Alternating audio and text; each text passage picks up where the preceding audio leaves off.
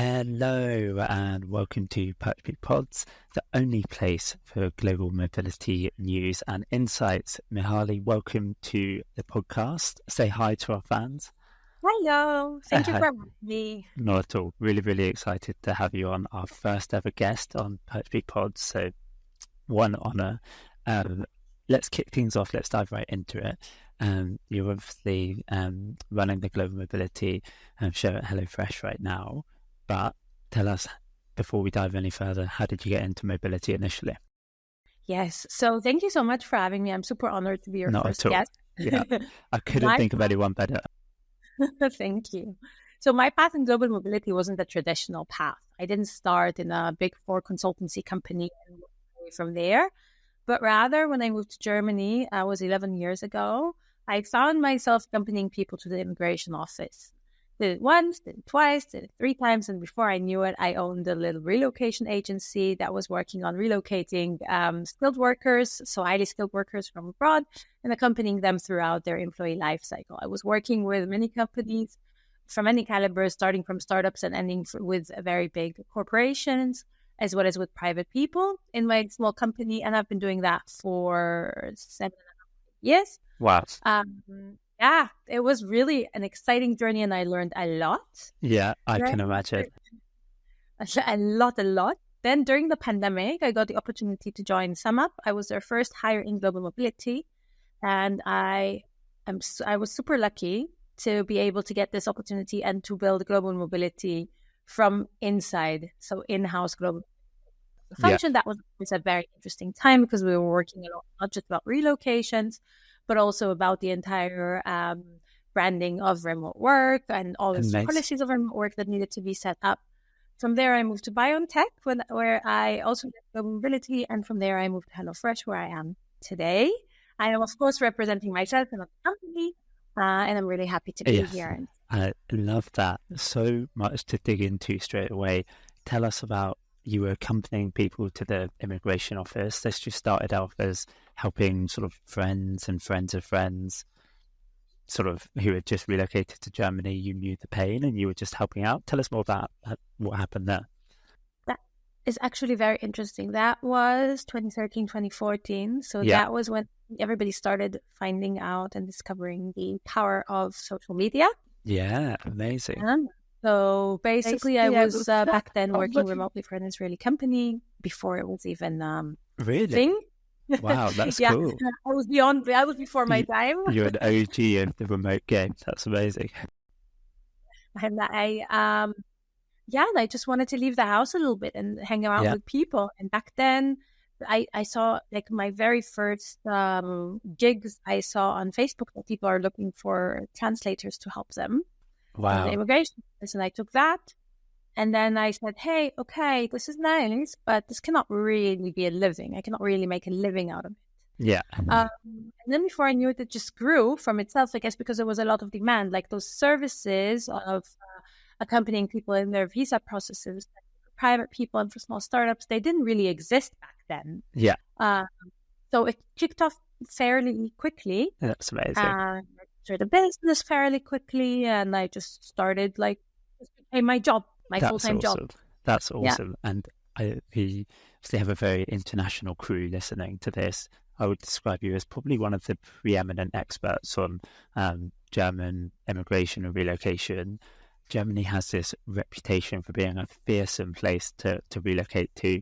Give people a little bit of an insight as to some of the stressful things that you saw when you were helping people relocate, accompanying them to their appointments, etc., driving the process. What's it like being on the inside? I think that relocating especially to a country like Germany is a very stressful event. So we know that relocation is one of the most stressful events in people's life. And being in a place where you are arriving in a country, you need to apply for your visa, or you plan on arriving and you need to apply for your visa, and your entire life depends on this document. This is extremely stressful. So when I was working with people, doing this hands-on relocation work, it's a lot about keeping people as calm as possible and really allowing them to be as proactive as possible in their process. Some people are very proactive and find it super easy, whereas others struggle most. I've realized that people maybe listen to 50% of what I have to say. That's not bad. That's more than me. So stressful.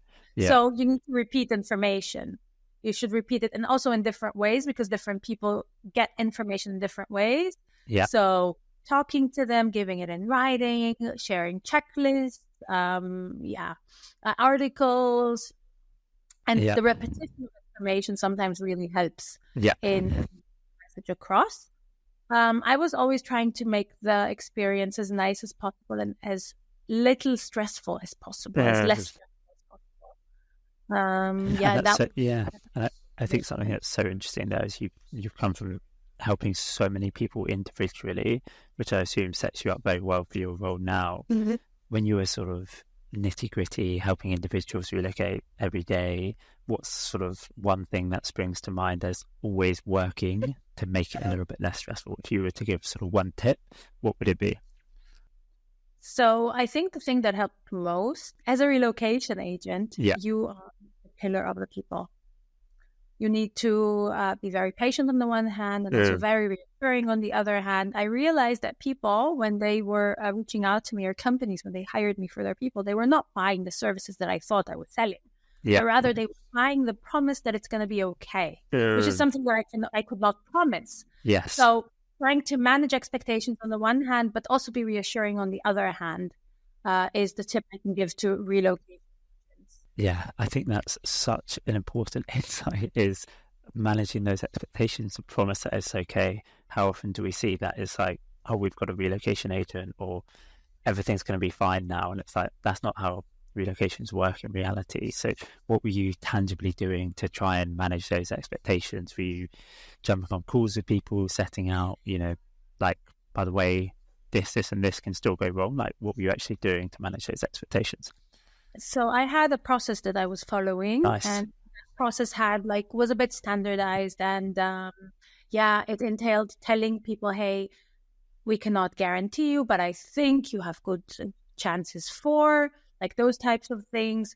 During the pandemic, I learned I started telling people that what we need is flexibility. I don't know what is going to happen. And you need to be flexible now because we don't know. We're experiencing a pandemic. Yeah. That made people freak out. But then people just had to adjust to it because it's just the way the world was. So I think basically with managing expectations, I would say flexibility, like basically mirroring flexibility. Yeah.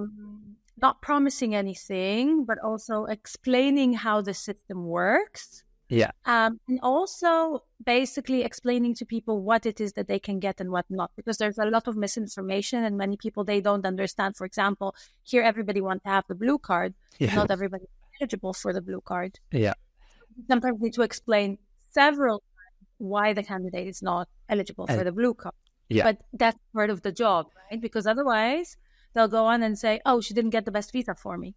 Yes, exactly. And they'll say this friend or this friend of a friend did get a blue card, and they'll say why. And it's, and I think definitely agree that sort of it's, if almost anyone in the process thinks it's going to be seamless, there's so many areas that it can go wrong, right? And I think that so many things that are outside of the candidate's control, outside of the reload side's control. So it's like control what you can control, but explain that a lot of things are kind of uncontrollable or open to chance. So that's... And one more tip I can give to people who do this hands-on relocation and job is, sometimes even though you've done everything right and you've explained several times what could go wrong, why the person's not eligible for their best visa, and why the process you've built for them is probably the best process that will set them up for success in the best way, sometimes they'll refuse to understand that, because sometimes the friend of the friend will seem more realistic to them. And in this case, what I saw also with a lot of my peers is that people tend to get really insulted because they're like, why don't they listen to me? Why don't they trust me? I'm the expert. Where in reality, it has nothing to do with you. It has to do with that relocation is one of the most stressful life events that people can have. Yeah, again. Remembering this can help you move forward and continuing working with that. Yeah, I think that's such a Yeah, such a nugget again, saying like when you're in the industry every day, you're there going, I'm an expert, I do this all the time, I know the process, I've done it, many times before, etc. Whereas for that individual, it might be the first time they've relocated. They're often family dynamics, big things going on. They're stressed out. So it's so important to have that empathy for them. And it's so hard to do when you're living it every day. Spot on. This is like having empathy and trying to always understand where they're coming from is also super key. Yeah. Otherwise, you will not survive this industry. Yeah. Well, I want to fast forward now, but before we go any further, I want to say incredible that you built your own business up that way. That's so impressive. And I'm sure as you sort of transition into running internal mobility programs, that background of helping individuals all the time has put you in very, very good stead.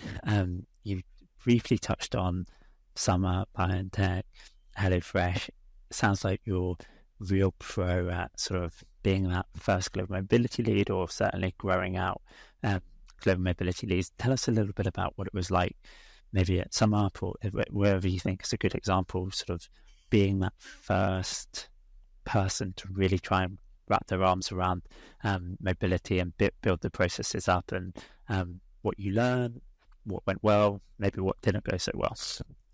Yeah, so generally speaking, thing with mobility, especially if you're trying to establish a global mobility function, or trying to revamp it, don't understand what you do. Definitely. They don't understand what mobility is. They don't understand how you can help them with their work, and they don't understand what your skill set is. People hear mobility, you would never believe how many invitations I get, even over LinkedIn, for car stuff, because you're doing. It's so true. It's so true. And it's like, I'm sorry, I'm happy to connect, but I don't think we're talking about the same thing. And because people don't understand what you do, sometimes it looks like they will not trust you. So I think the first thing that a global mobility leader or a global mobility expert needs to do is to explain to their stakeholders what it is that they do.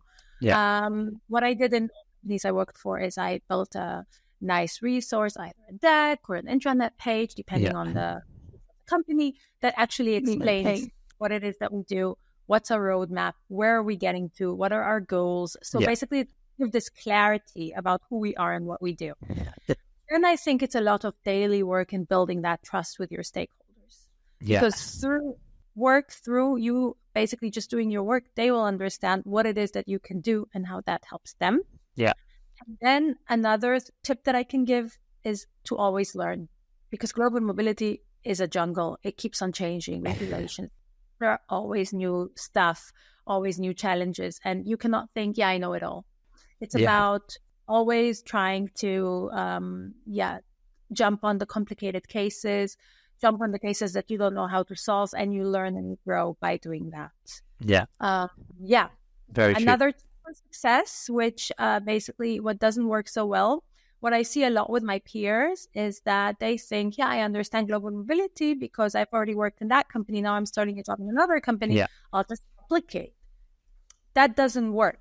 100%. Because every company has its own culture, and global mobility programs that you will build have to match the culture and the mindset of that company that you're working for. 100%. I'd love to actually just dig in.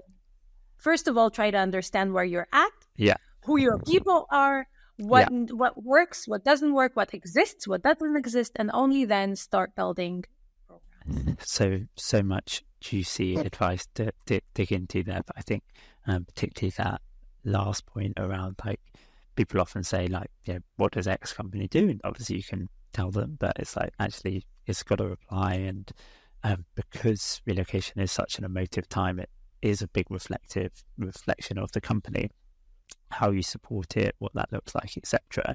I want to go back. You mentioned,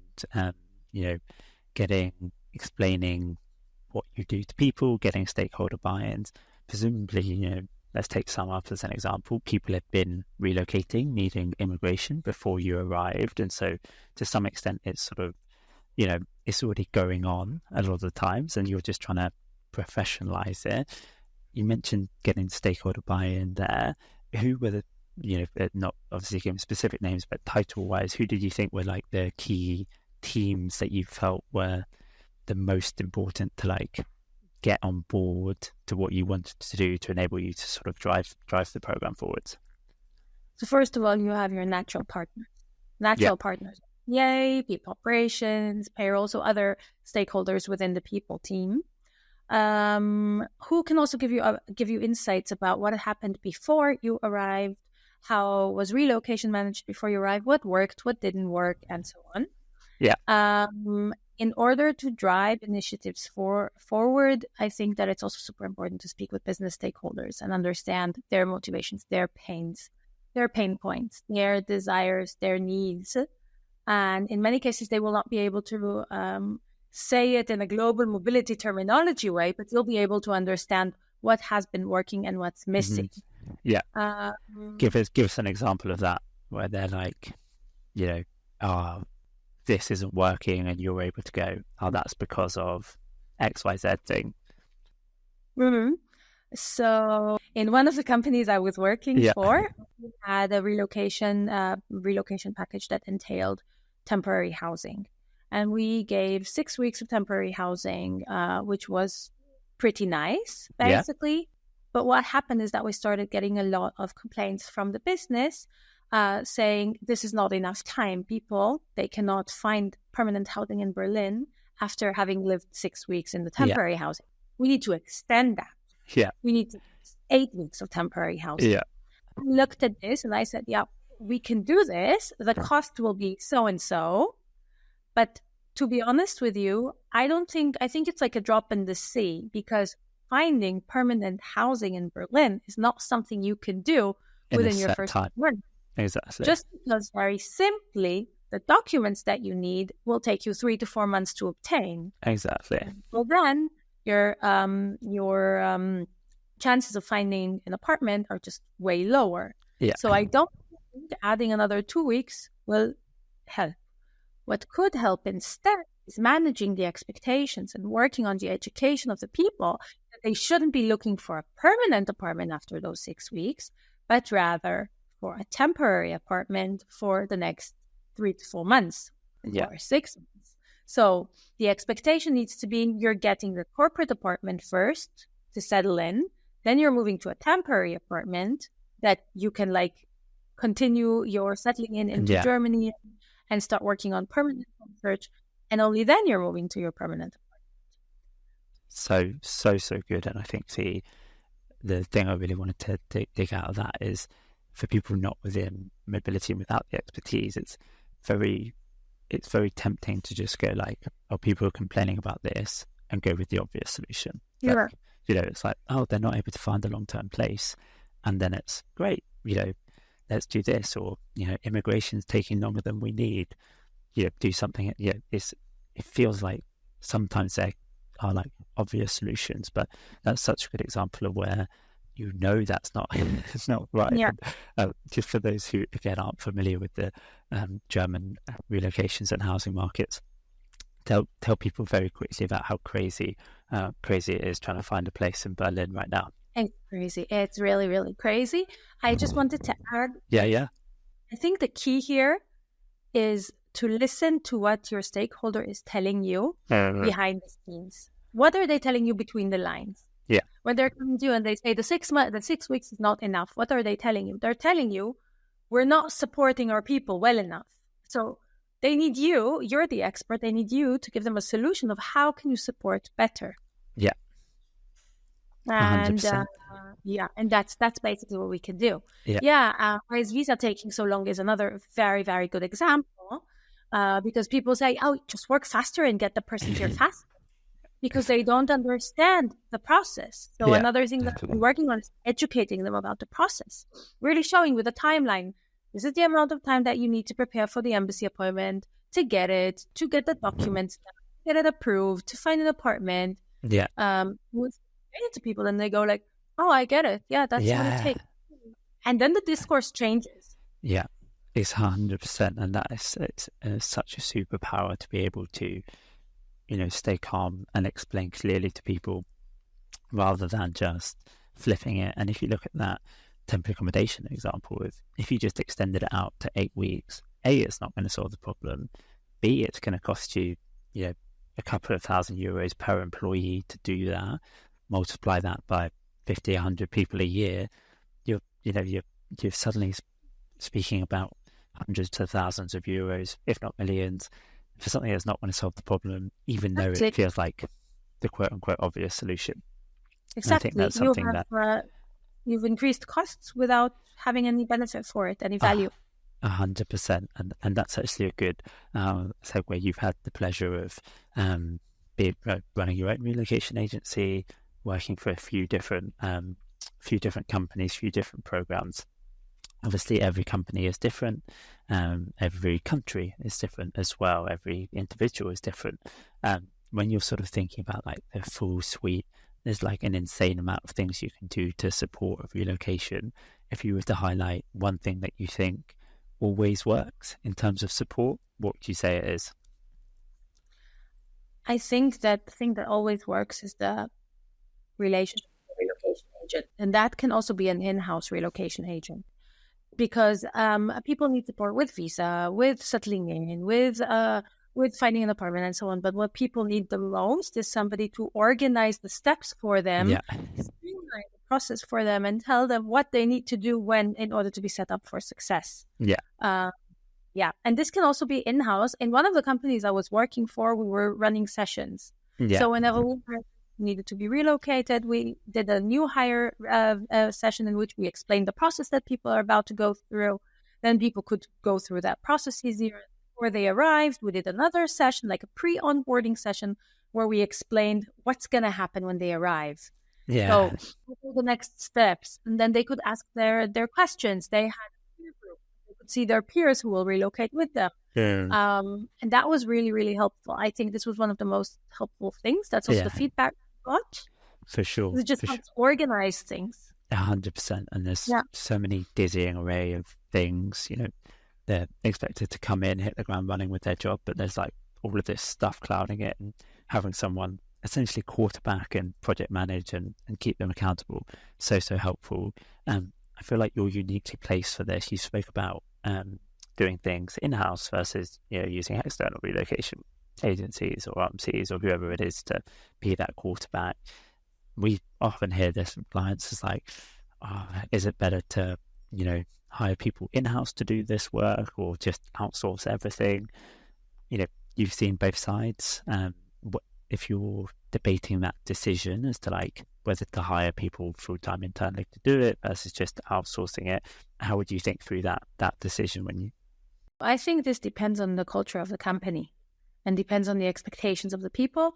Also depends on the amount of resources you have available. Because to really offer bespoke support in-house, you need a team for it. To not be just one person who then is out sick and there is nobody to support anymore. So that really depends on the culture of the company and on the priorities of the company. I know that there are many companies now that that have shifted to do visa services or immigration services in-house internally, and they're running those entire programs in-house. That's possible, but if you want to ensure very best experience, you need to be very employee oriented. So depends on the culture of the company and on the expectation. And if we were to throw out ballpark numbers, because I completely agree, you can't have like one person doing everything, because they go on holiday or they're out sick and everything falls apart. Even two can be problematic. Exactly. One is on vacation, the other one is sick. No, you have no team. And then like the whole experience breaks down, or one person leaves and moves on, and then the other person's overwhelmed, or there's a sudden surge in capacity because it's not like every month. So ballpark, how many relocations a year or how many immigration files a year do you think it makes sense to potentially think about investing full time? That's a very, very good question. And I was also just thinking about it when I said, no, you need more people. Okay, it depends on the size of the company. If you're a small startup with people, you don't need a global mobility team in-house, right? And you can also have just the regular people operations supporting a little bit, because also people who will join a small startup, probably they don't expect this tier relocation services. I think that if we look at scale, maybe you can start looking at it from like 50 to 100 relocations plus a lot of work with domestic work, right? Like Yes. visa extensions, assisting all of those expats that you have in your organization and in whatever they need, offboardings and so on. Yeah. And then it also depends on what is expected from those people to do Yes. and what processes you have and how optimized the processes are. The more Yeah. optimized and streamlined and automated the processes are, the less people you would need. Exactly. So that really is a transformation work that you need to do within the company. But of course, we're not talking small startups, but rather larger organizations. Exactly, where there's consistent flow, and it depends, where they're, is it always into one office? Is it multiple offices or multiple locations? Yeah. You touched on something earlier that I did want to dig into around the ever evolving landscape of global mobility, and there's always something new. You obviously came through the pandemic, shift to remote work, so many different factors. What's one topic over the last couple of years that you feel like you've really wrapped your hands around and are proud that you've managed to bring into the world of global mobility, or 10 years ago just wouldn't have been a thing? Yeah, of course, remote work would be the most obvious answer because that wasn't a thing. And I have worked on workation policies in all companies I've worked for. Nice. I've worked on temporary solutions for global employment, Nice. on science cases of people who are located in another country than where they should be. So it's a topic that everybody was talking about, was really trending 2021 till 2023, I would say. Yeah. I feel like most people are sort of through that phase now. What's 2024 going to hold? Exactly. Now I feel like 2024 is more about internal mobility and utilizing internal talent to take on new challenges within the organization. And I think we will see a lot of international moves within organizations, even in companies that didn't do so many international assignments traditionally. Yeah, I love that. Because the world is changing.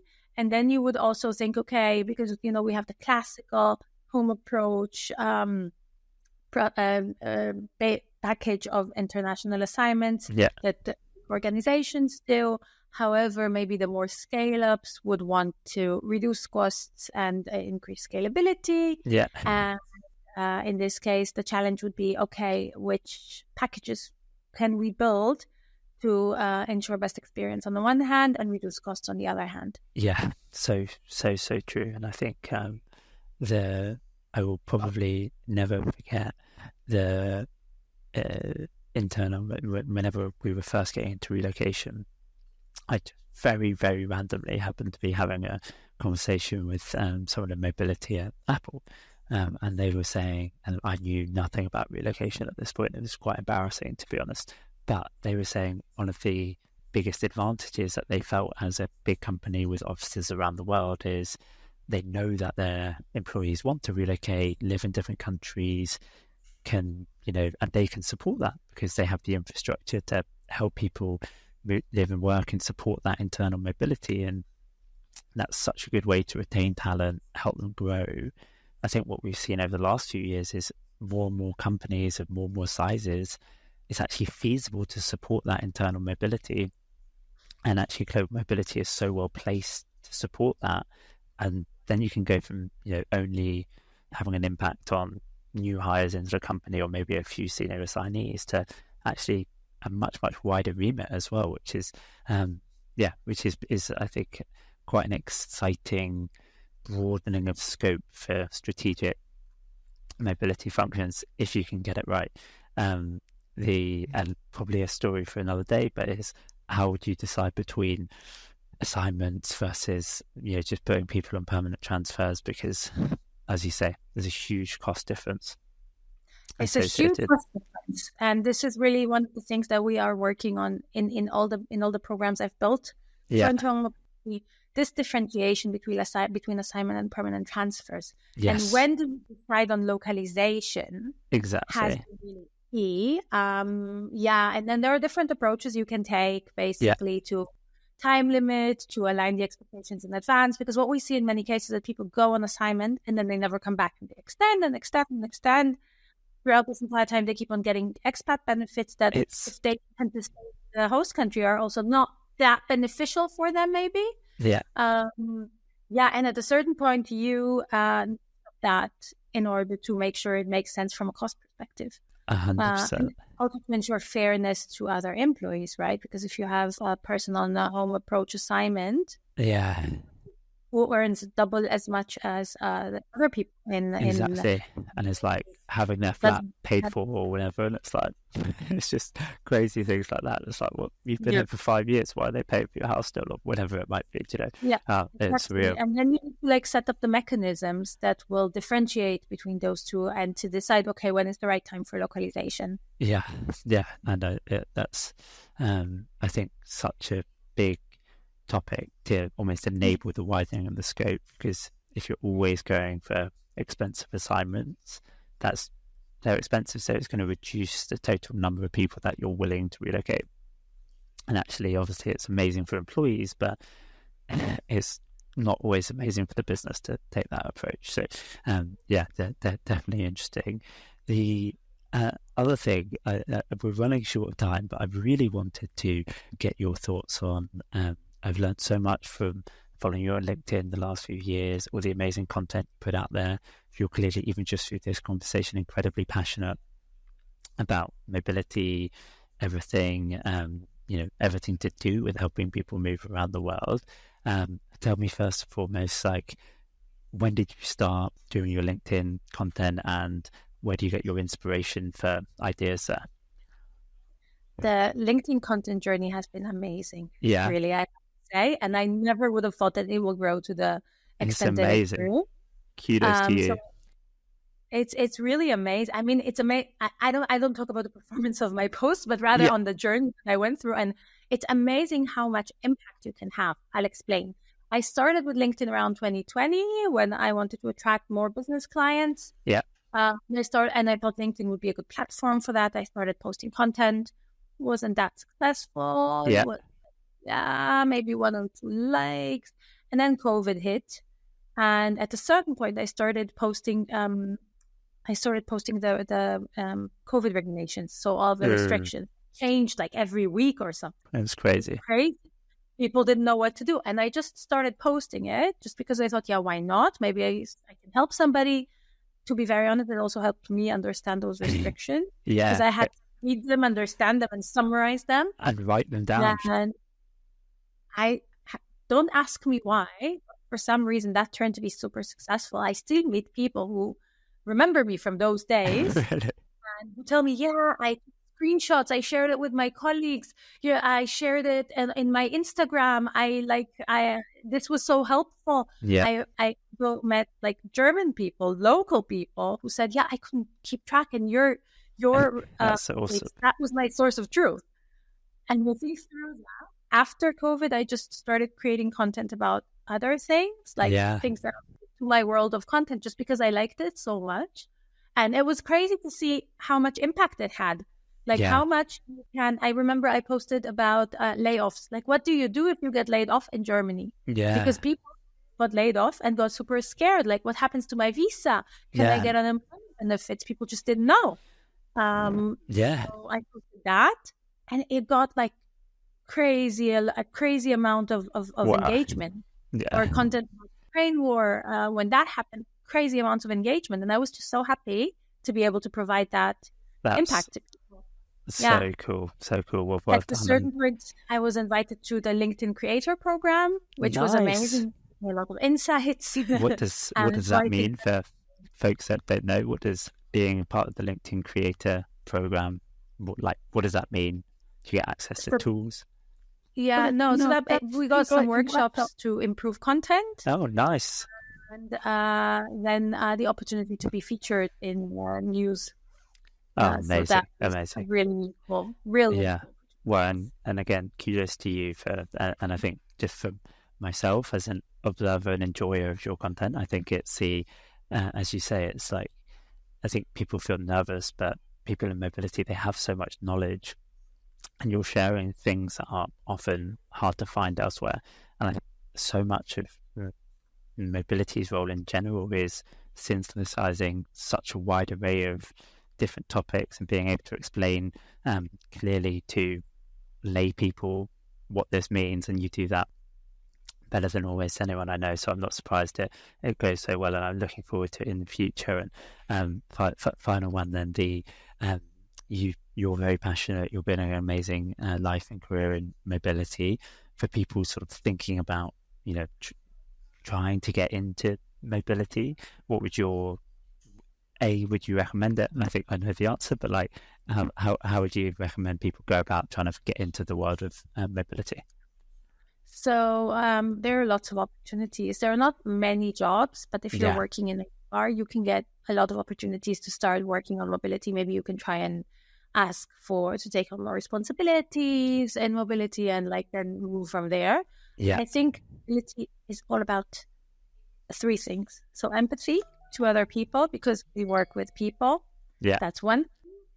Second thing is attention to detail, because the devil of mobility is in the gritty details. So you need to be really, really detail oriented. Yeah. And about wanting to always learn. So if you want to be in mobility, your comfort zone needs to be outside of your comfort zone. Yeah, I like it.